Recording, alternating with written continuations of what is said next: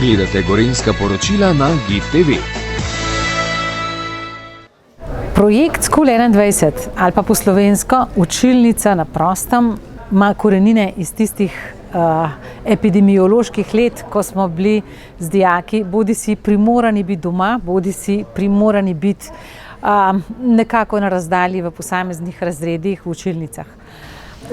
Zunanje okolje in naša šola se ponaša seveda z izjemnimi danostmi na tem področju. Imamo krasen vrt, krasen atrij. Zunaj pa ni bilo kakšnih omejitev in iz tega razloga smo začeli iskati načine, kako dijake spraviti ven iz stavbe, ven iz učilnic, v naravo, na prosto, in potem smo na ta način seveda z različnimi učitelji iskali nove metode poučevanja, se prilagajali, iskali klopce in podobne zadeve, da so dijaki lahko čim bolj avtentično in na tak način kot prej bili deležni čim bolj kvalitetnega pouka.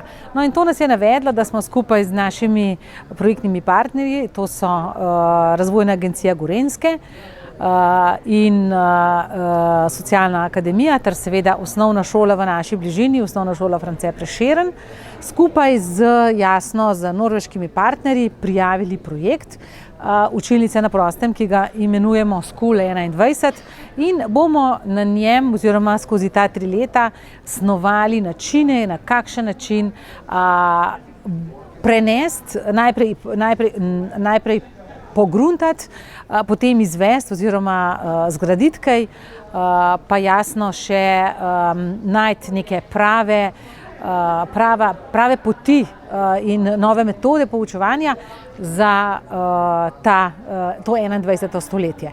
Tako nekako je naš cilj.